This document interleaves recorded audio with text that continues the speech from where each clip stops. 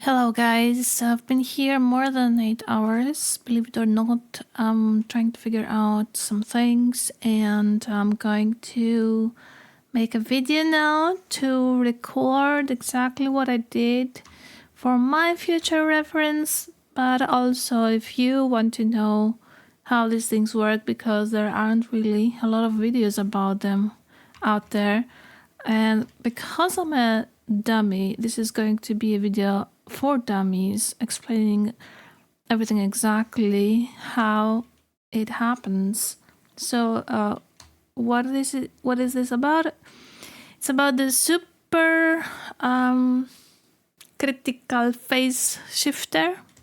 This is the SPS. It's missing one block here. That's the reason why I'm not completing it yet. And I will also talk about the fusion reactor. Here we have the laser amplifier and a whole monstrosity over here that I created.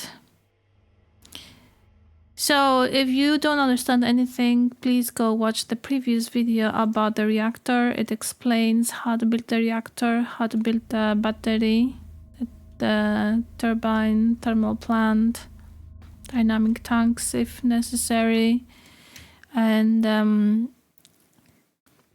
so once we have access to pellets, polonium and plutonium pellets, then we're going to have to build the SPS to start apparently getting antimatter.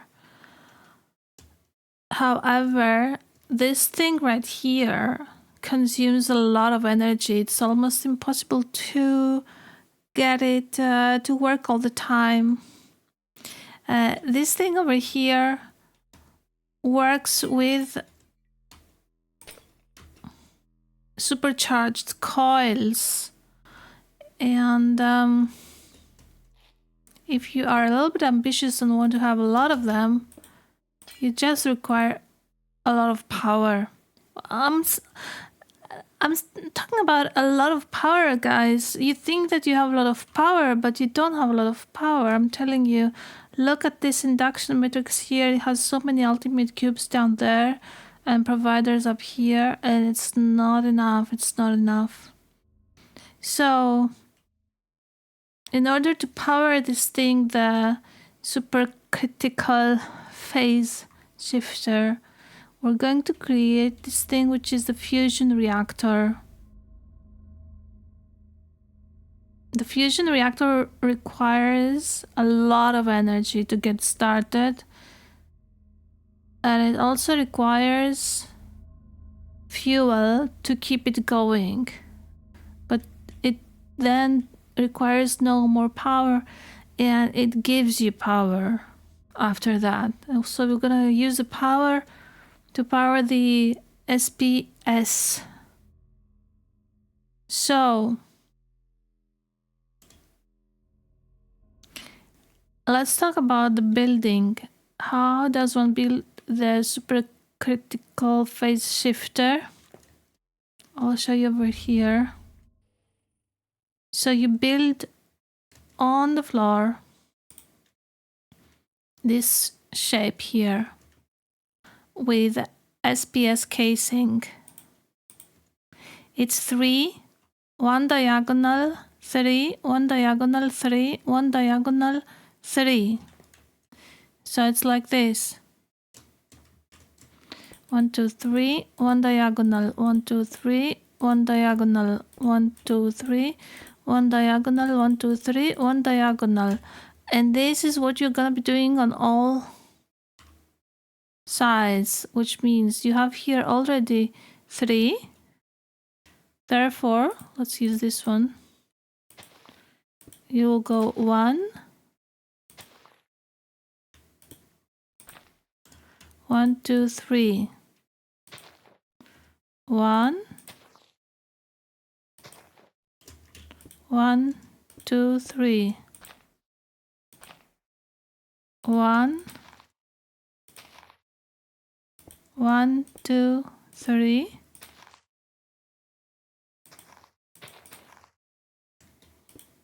And 1. So you see we have the same over here. And you build this on all sides. Just 1 and it's ready over here.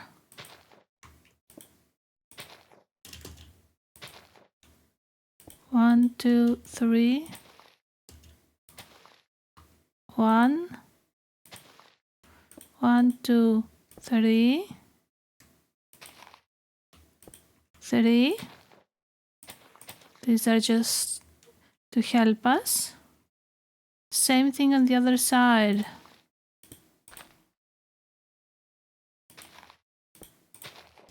One, 1, 2, 3. 1 diagonally.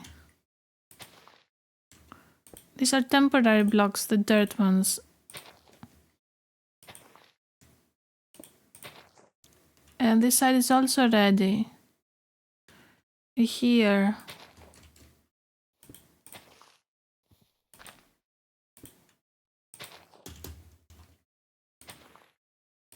The 3 on the side is ready because of the other side. 1, 2, 3. And then this is also ready. Then you do the same thing on top. So we have already 3 there. 1 diagonally. 1 diagonally.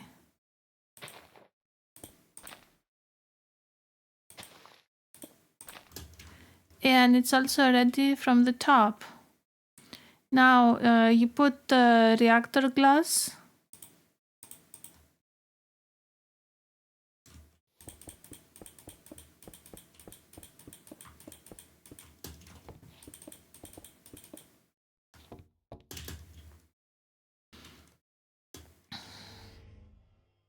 So you place reactor glass.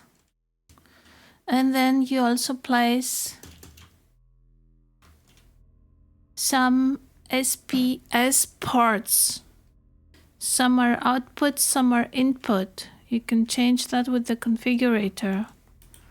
Input, output. This is output here because at the output we have the chemical crystallizer that turns polonium gas into antimatter. Now, other people place their ports like this one, or over here, over here. For me, because I like to route cables underground, I put a lot of them under or on the base. So it is recommended to start with 2 SPS ports and 2 of those coils, supercharged coils.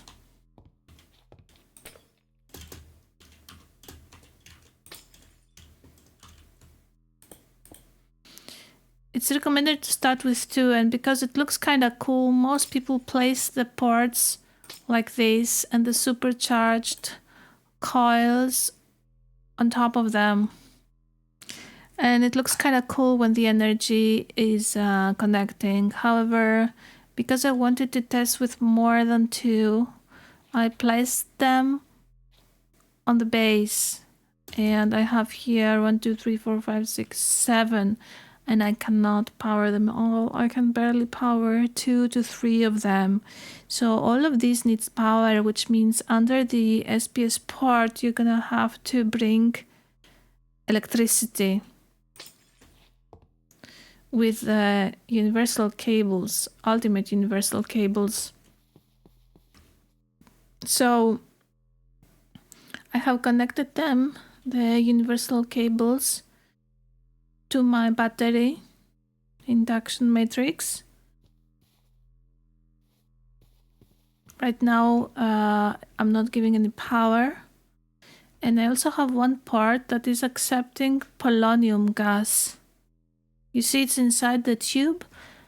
Once I close the multi-block here, the SPS, it's going to be accepting polonium gas, and then the chemical crystallizer, which also needs power, by the way, you see down there, it's also going to work.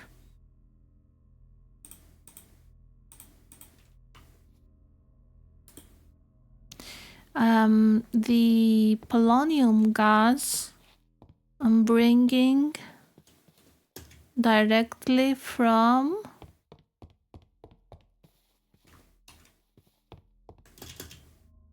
it's going underground, and it's arriving over here from this connection here. The solar neutral activator that I usually use for the pellets. I've disconnected it, and I've connected it to this network here with ultimate pressurized tubes in 2 barrels, because I initially stored the polonium gas inside the waste barrels.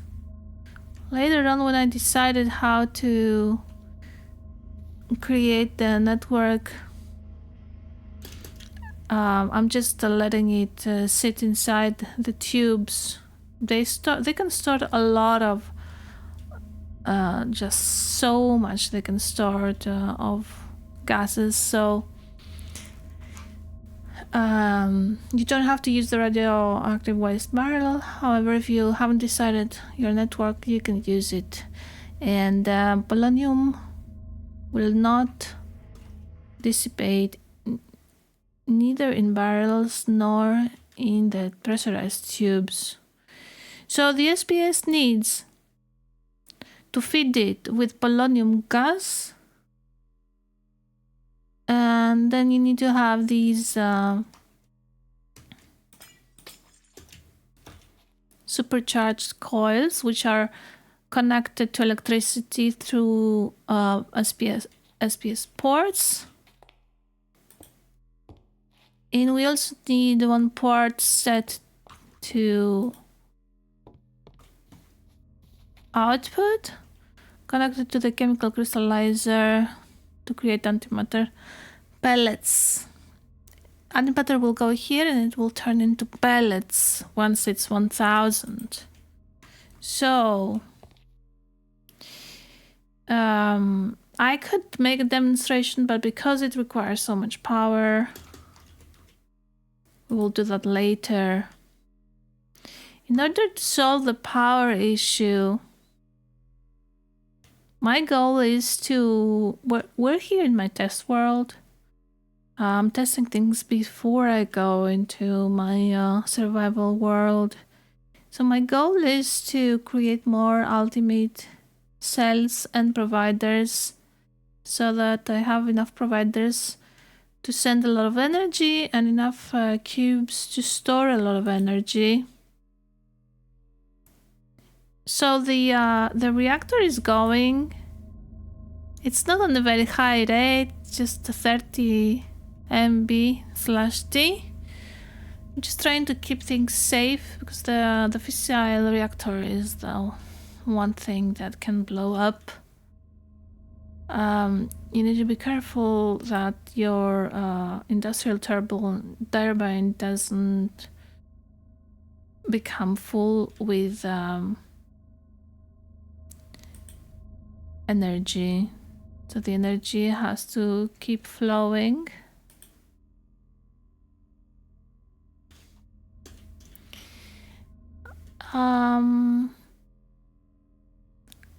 So to solve the issue of energy, we're building the fusion reactor.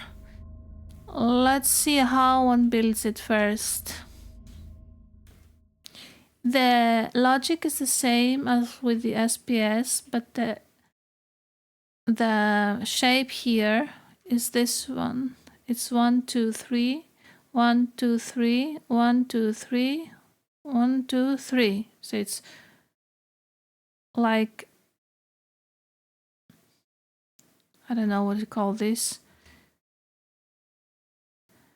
With fusion reactor frames, and then you can also use reactor glass, fusion reactor ports. We need one laser focus matrix to power this thing to get it going. Opposite to it, there will be a laser amplifier.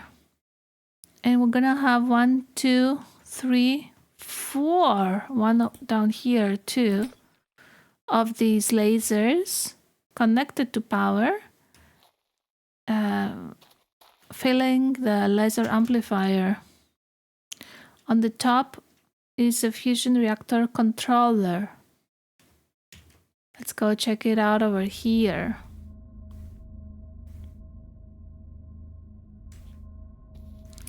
So here I have the lasers all connected to power, coming from the battery. You see they're coming from here. The energy is coming like that. And I have a laser down and 3 lasers on top. And in here you have to click until this shows normal so that it will keep the energy in it, otherwise it's gonna be shooting it out. Now this is already full, so we're actually ready to start the fusion reactor. This is the fusion reactor, and the laser is going to shoot the laser focus matrix. On top we have the controller, have a port over here, and I have these 2 ports here connected to... Why mechanical pipes? Pretty sure it's a gas. Yeah, it's a gas. So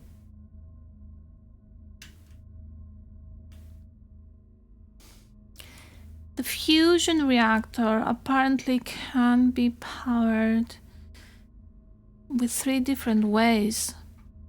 Not powered, supplied with fuel in 3 different ways. Either you feed it deuterium and tritium separately through these ports, or you feed it a fuel that's already combining tritium and deuterium. And creating tritium is kinda easy. You need a supply of liquid lithium into rotary condensators that turn it into gas lithium. I made this setup over here so that I can have power at the back. And then the gas lithium goes into solar neutral activators, and they turn it into tritium. And I placed 20 solar neutral activators just to have a buffer. So I've connected with pressurized tubes. Why do I keep calling them cubes? Tubes.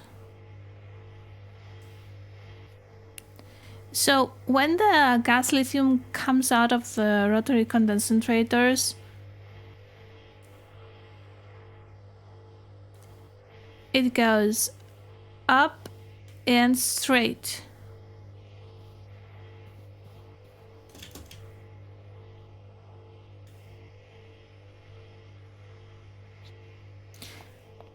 However, I made a point not to have this connected so that It has only two paths to choose from, up or straight.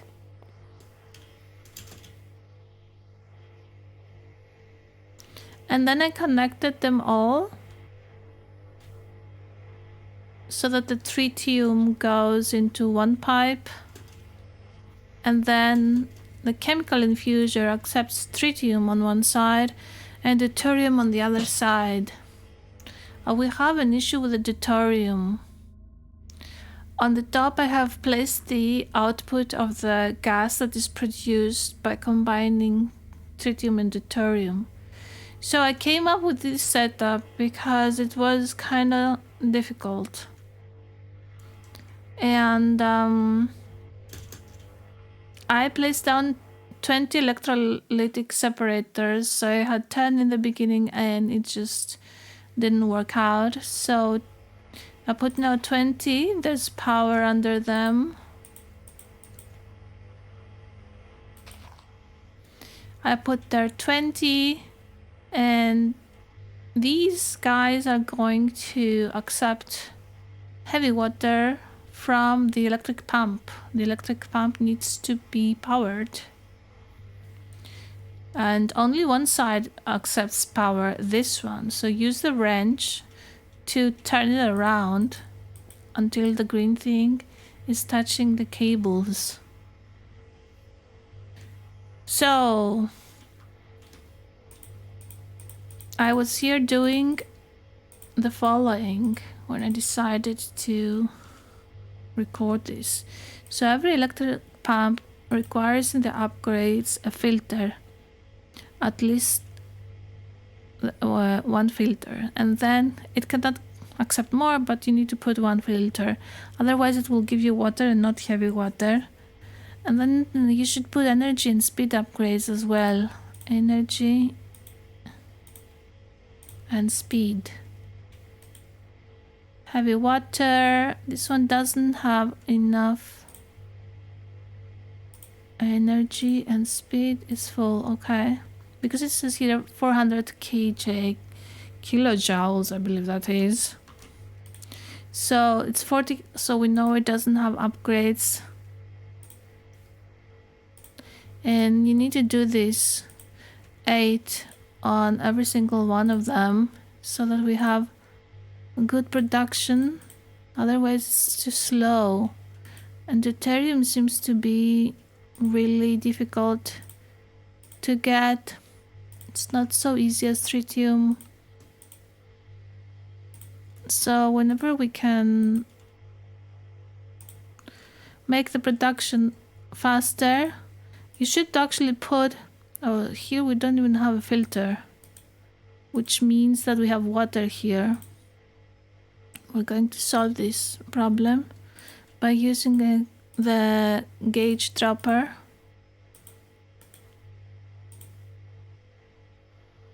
Shift right click in the air to empty it.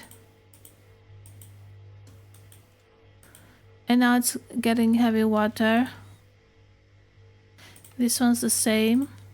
Filter, speed, energy. Remove the water so that heavy water can flow.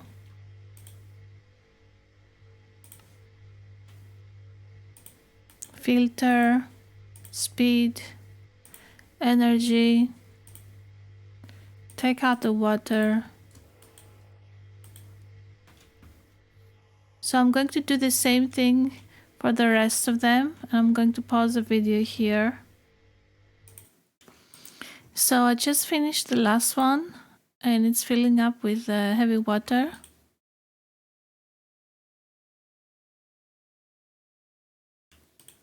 Why is this so slow? We don't know.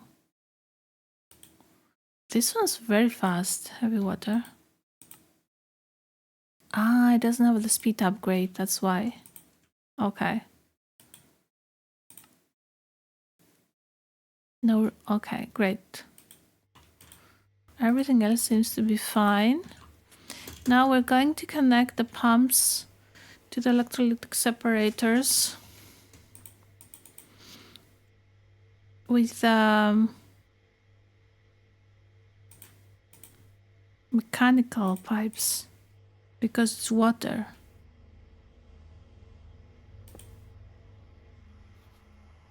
So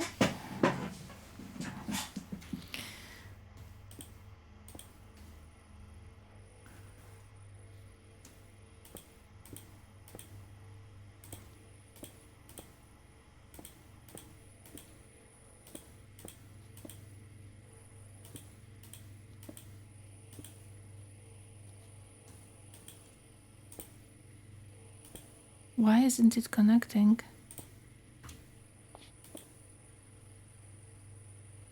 Oh, I know. It has water.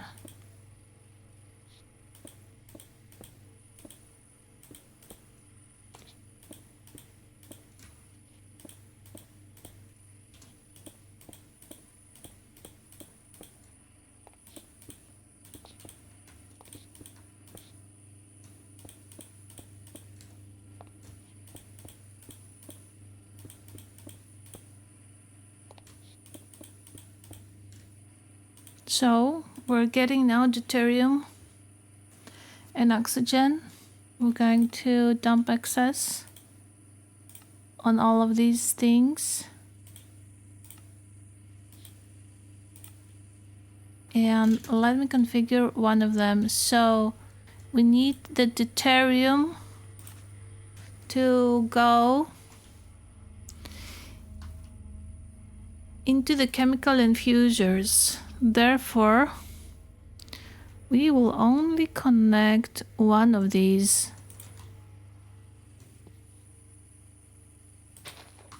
into the main pipe. So we need pressurized tubes because deuterium is a gas. If you don't know what it is, then you can have a look and it says gas deuterium. So now we will output everything at the back.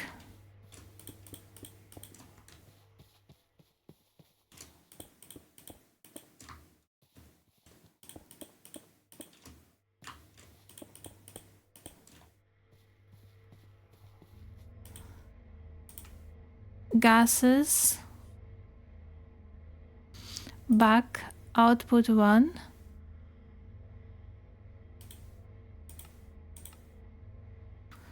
Output 2.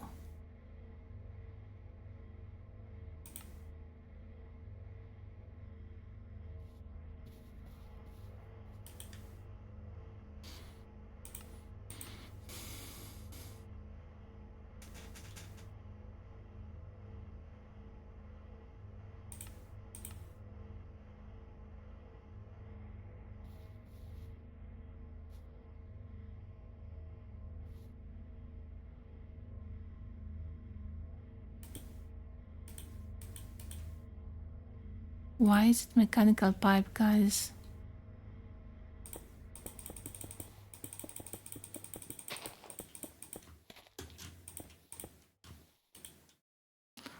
Pausing to set it up. You have to use pressurized tubes, of course.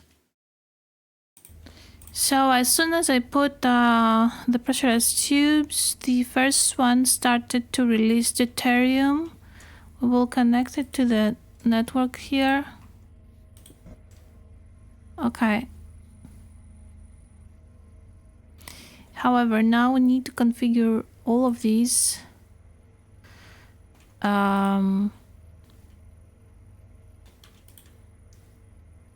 Start configurator gases, back, output 1. Gases, back, output 1. And also dumping excess. I'll quickly do all of them. I'm doing the final ones here.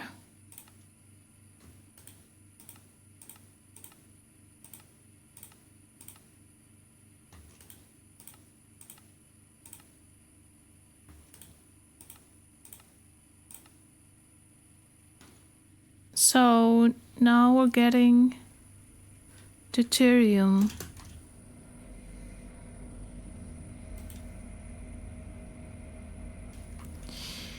However, I'm noticing that again we have a bit of a problem. We're not really getting a lot of deuterium. Tritium is full. Deuterium.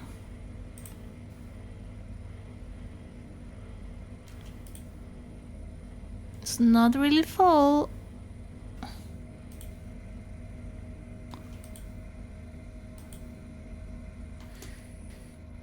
Inside the pipe we have like 30 million of DT fuel. I'm really not sure what to do. It's like already 20 of these. Oops. It's already 20 electrolytic separators and 20 electric pumps. It looks like the water, the heavy water production is more than what the electrolytic separators can actually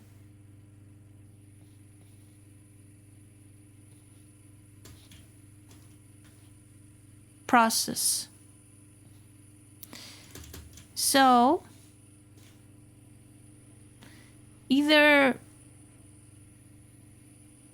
create one more row of these entire thing to make more deuterium,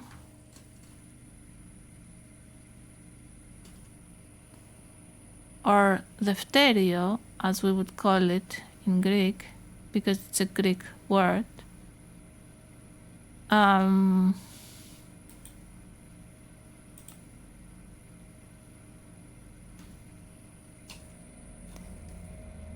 Before I try that, we are going to test this now with the fusion reactor. So I will connect it.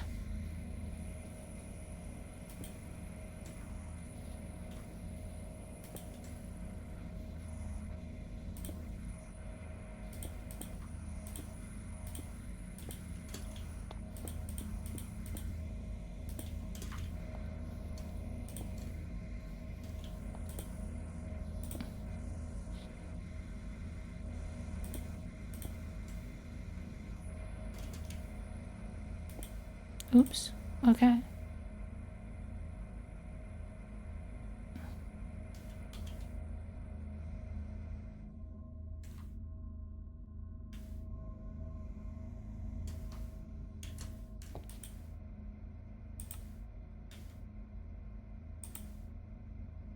DD fuel 1000. I've never done this before, guys. Let's see. Excuse me.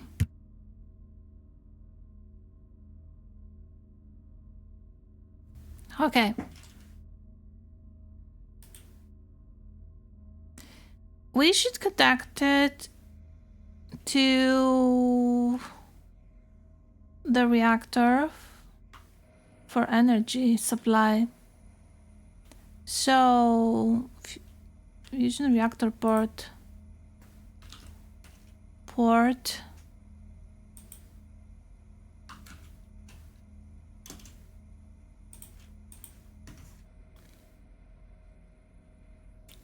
I'm just thinking where I want to put the energy. Should we put the energy immediately into the reactor, or should we put it back into the induction matrix?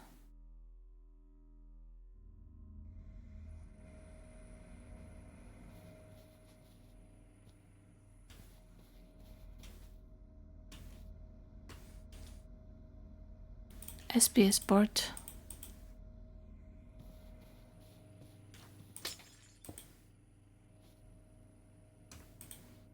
Output, input. we need a universal cable.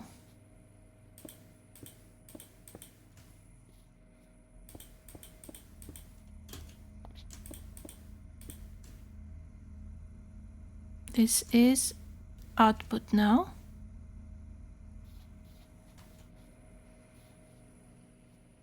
Why is this a pressurized tube?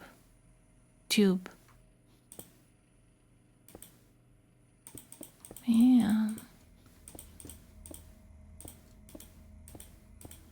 Oh, it's already extracting the energy.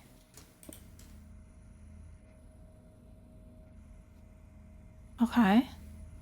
So the energy will go in here.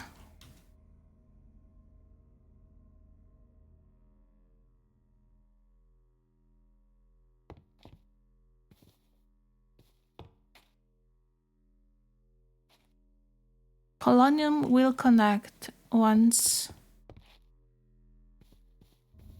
And let's place another one.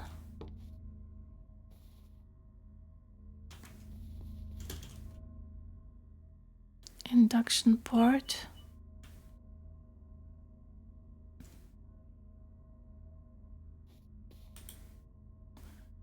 This is accepting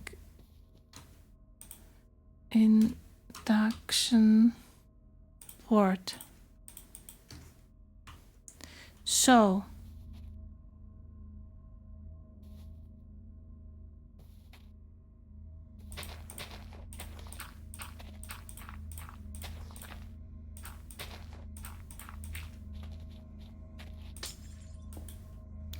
one port here,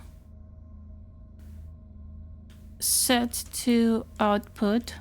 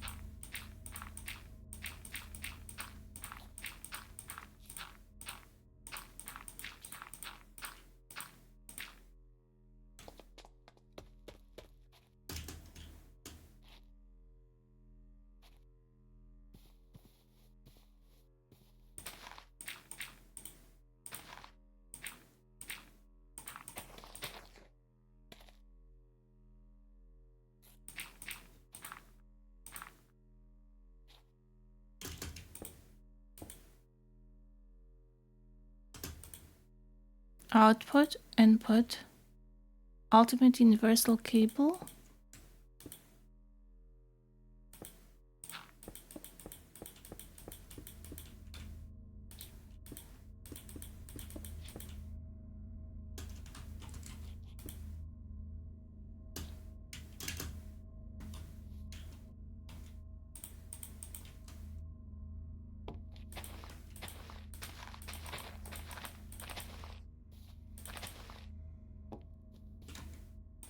Okay, the moment of truth.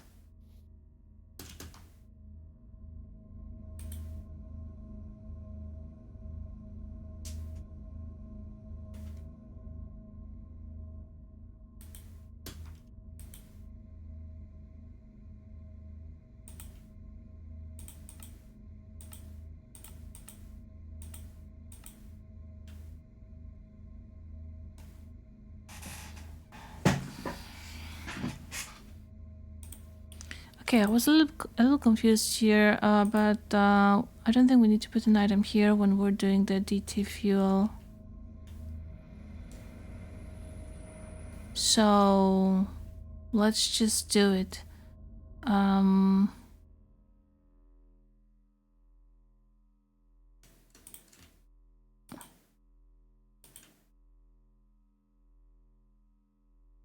It's idle because it's not receiving any power.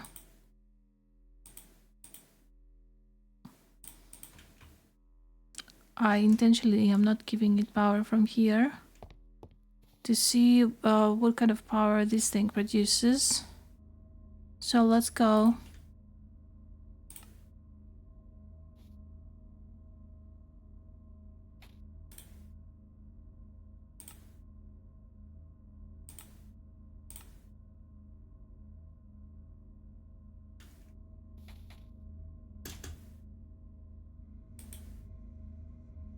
It doesn't look like this worked.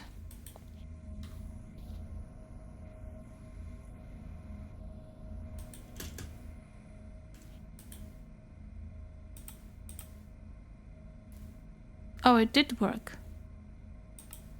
What's going on here? Heat.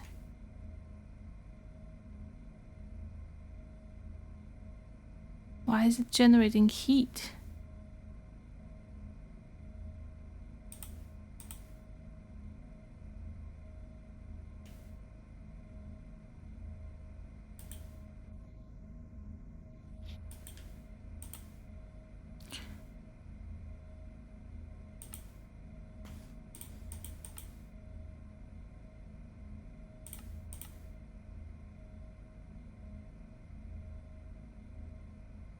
It seems to be dropping. Maybe that happens once you activate it. Doesn't seem to be producing power though.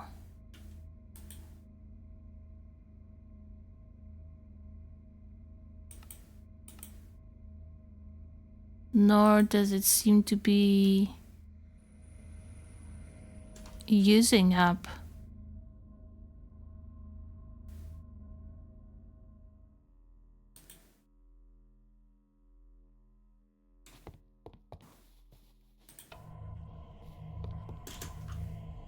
Okay, well,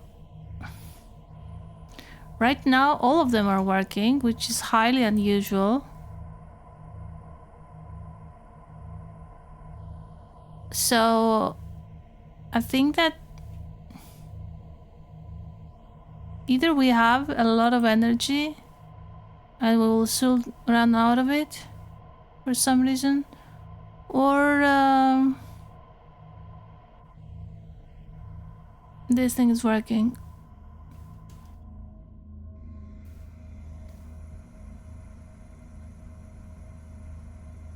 It still keeps producing fuel though. I'm not sold that this is working.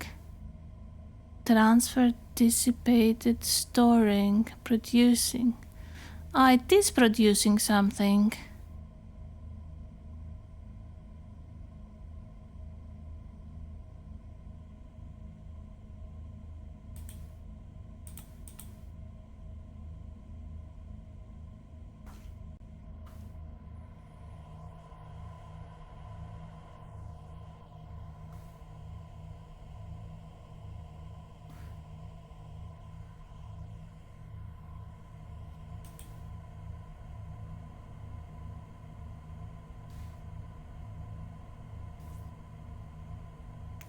We should get the first pellet. Yeah. Do they stack? We'll find out.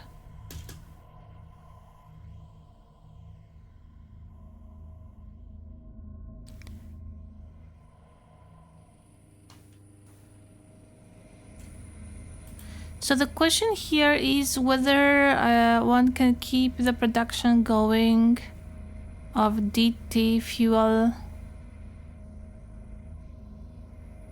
and recover when it's night and the neutron activators are not working. However, we have like so much tritium. And we also have so much space in the tubes, which means that when it's not used, the tubes are gonna be full with it. Don't know what we will do with the deuterium, but I'm going to observe this for a while and see if 20 electrolytic separators are enough or whether I should add more. I could run a cable through here and run another row of them on top.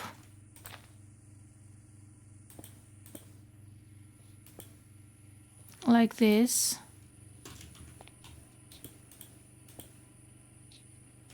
And place more electrolytic separators like this. And maybe take advantage of the pipes here.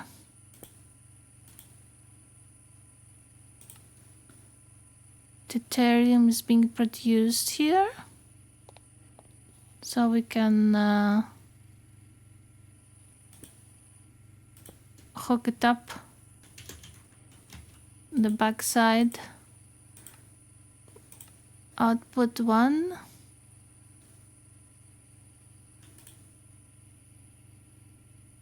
This seems like an idea.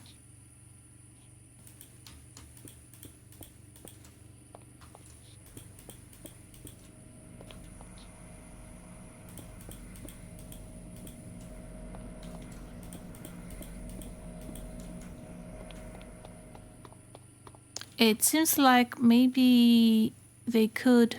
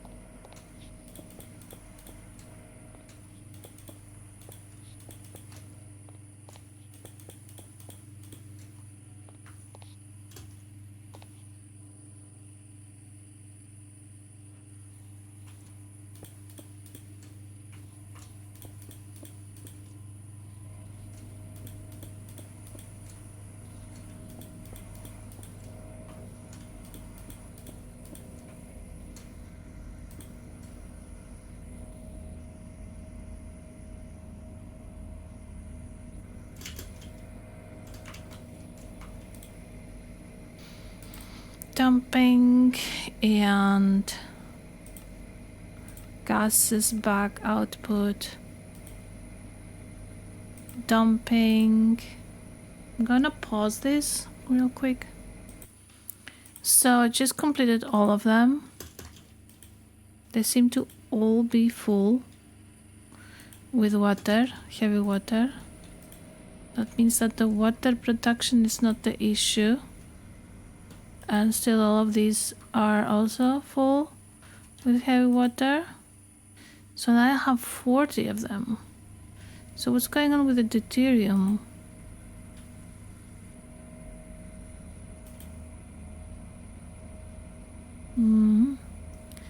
We're still a long way from producing a lot of deuterium, but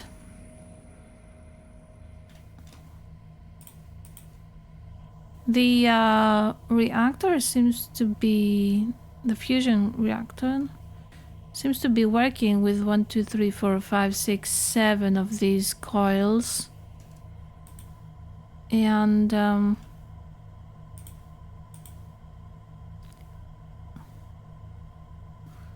why isn't it producing?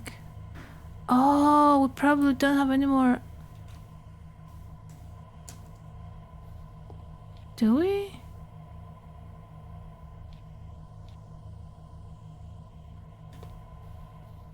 Do we not have polonium? We have polonium.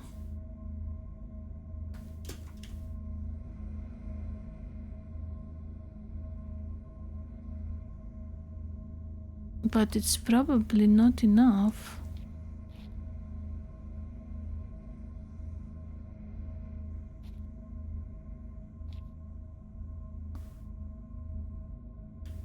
There's not enough production of polonium.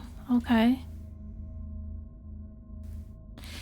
Well, this is something to think about. More polonium production. Because right now my system cannot support the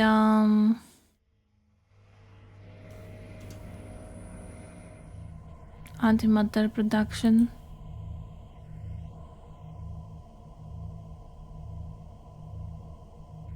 So we don't need to keep it running, right? Progress. We don't need to keep it running, I think, if we don't have polonium. So how do we turn it off? Easy.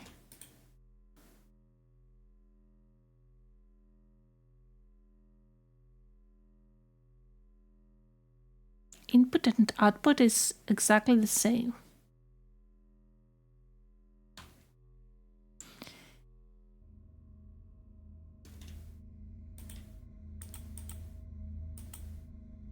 Anyway, guys, there's still a lot for me to process here to make this a better and more efficient system. But this video will serve as a log of what I've done here and what my plans for the future are. So I'll see you in the next video. Bye bye.